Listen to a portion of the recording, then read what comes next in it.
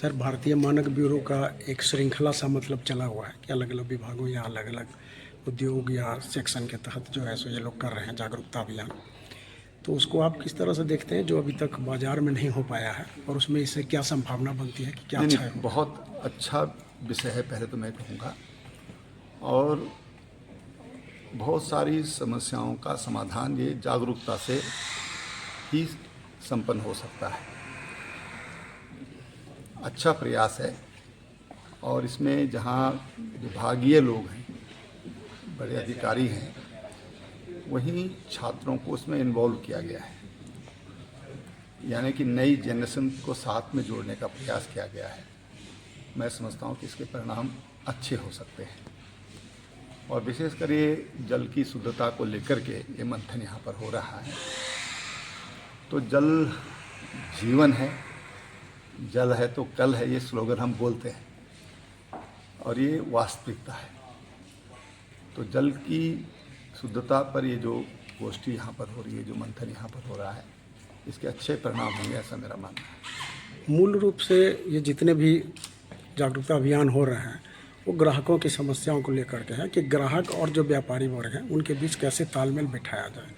अभी कुछ दिन पहले के उत्तराखंड ग्राम उद्योग जो लोग थे उनका मीटिंग था, तो उसमें उनको खुद ही नहीं पता था कि मतलब क्या मानक है, क्या तय किया जाए, तो ग्राहक की ओर से कैसे क्या संभावना इसीलिए है? मैंने कहा कि अवेयरनेस बहुत जरूरी है। अवेयरनेस बहुत सारी समस्याओं का स्वतः समाधान कर लेता है।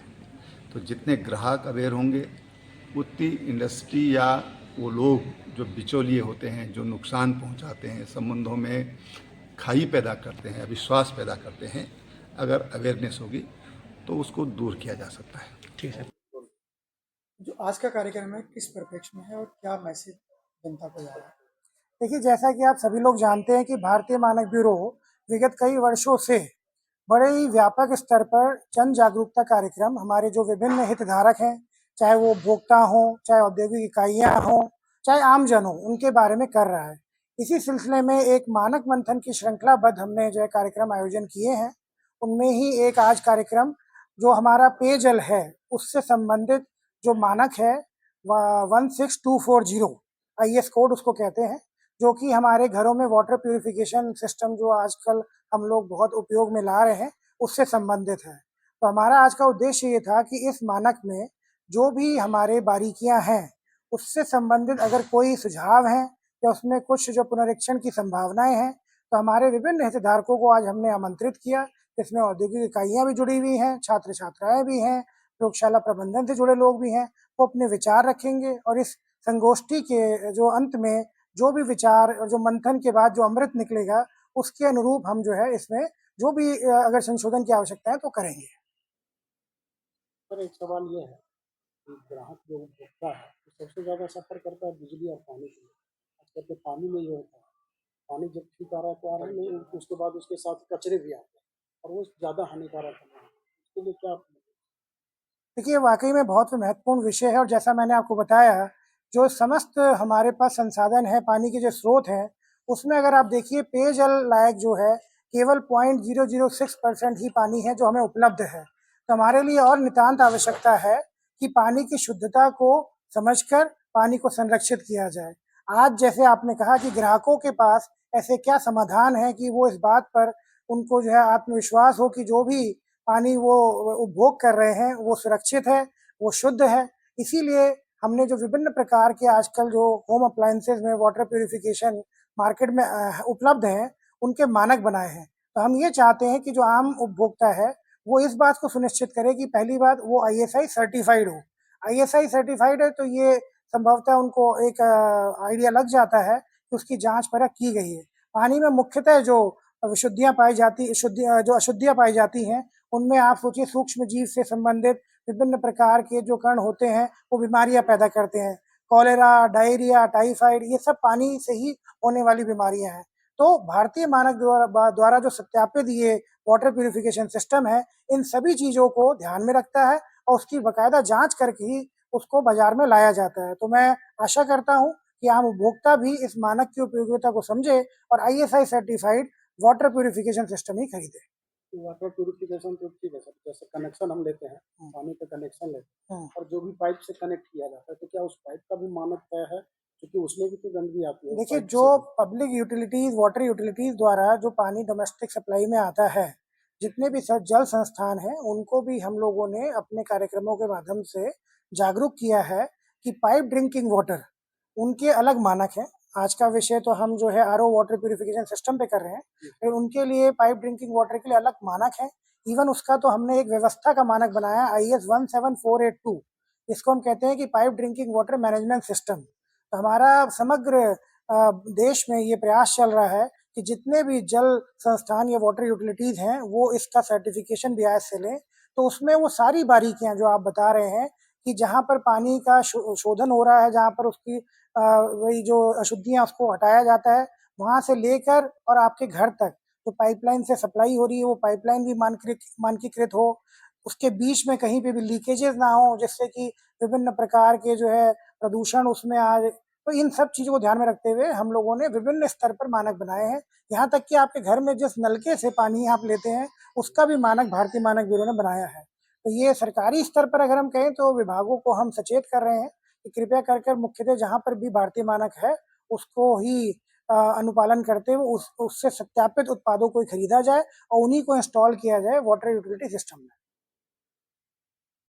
As you can see here, the first one is the chemical reduction, and what it says is one or more specified organic or inorganic chemical constituents by a system from feed water. So basically, the RO is considered as a system. It will be fed with the feed water, and chemical reduction means concentration of the organic or inorganic chemical contaminant जिसको वो decrease करे. So that is chemical reduction. Contaminant is in itself is very clear कि जो भी chemical, microbiological और any other parameter जिसके वजह से वो पर्टिकुलर फीड वाटर कंटामिनेट है, that is termed as contaminant. Drinking water, as you all know, drinking water should follow any water which can be used for drinking purposes, or in India we have a standard for drinking water, that is IS 10500. Feed only, that is termed as feed water. The most important term is the influent challenge water. Influent challenge water is standard test water with specified contaminants entering the system for evaluation. जो भी test हो रहे हैं वो इस particular influence challenge water का use करके हो रहा है। जो भी आपके TDS की टेस्टिंग है, केमिकल रिडक्शन की टेस्टिंग है, माइक्रोबायोलॉजिकल रिडक्शन की testing. The next terminology is permeate. So permeate is what? It is basically the portion of the feed water that has been treated by passage through the RO membrane. So that is the permeate. And reject water is opposite to permeate. Reject water is also a term जो कि जो आपका feed water है उसमें से कितना पानी reject हो रहा है, that is reject water. Permeate is जो पानी फिल्टर आउट होकर आ रहा है प्रोडक्ट वाटर के फॉर्म में। मैंने which is recovery rating. Recovery rating is the ratio of product water to the feed water and it is expressed as percentage कि कितना फीड वाटर उस आरओ सिस्टम में आया और कितना पानी प्रोडक्ट फॉर्म में निकला, उन दोनों का रेशियो लेते हैं तो उसकी रिकवरी रेटिंग आती है। And reverse osmosis. Water content is less, and outside that when you put it in any liquid, वहाँ water content is high. So from higher concentration of water to lower concentration water के movement को osmosis कहते हैं. And reverse में क्या होता है? It is reverse of that. वहाँ पे भी external forces, pressure, तो जो आपके प्लांट के उसमें external pump लगाए जाते हैं, तो उसको reverse किया जाता है. That is all. Recommend when you are cooking it or something, like before even putting that water to the main RO system, we need to filter it. Sometimes that salinity or because of the high TDS, yes, pre-filtration is also required. Pre-filtration is required. If the TSS level is more than 50, then you need additional filtration also. TSS, not TDS. TSS, TSS. yes, not TDS. पानी की hills में अपने पानी के sources हैं, कहीं पर जो है नेचुरल पानी आ रहा है तो वहाँ वो उसका TDS का क्या रहता है, मानी मतलब उसका TDS कितना रहता है, दैट इज मतलब वो पीने लायक तो रहते हैं। I'll give you the answer. So that is drinking water, which covers the RO Were under the mandatory certification of the IS. And in fact, you know that there was one standard IS 14543 That was for packaged drinking water.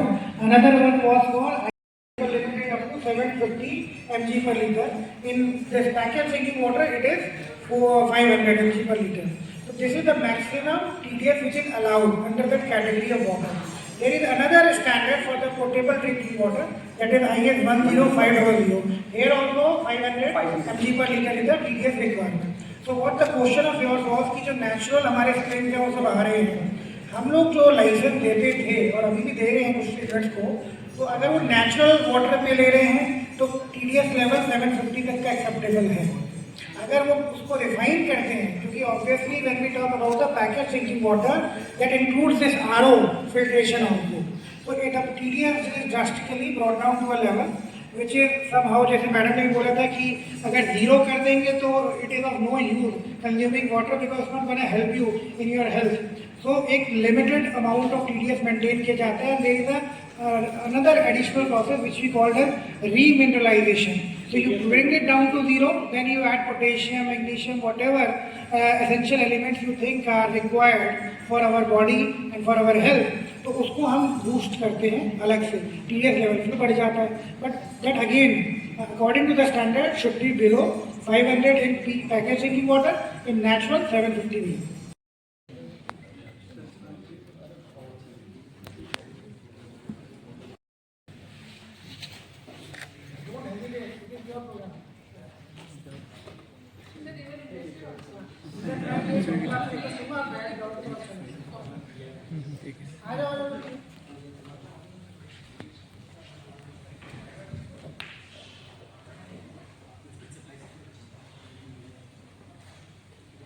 Suresh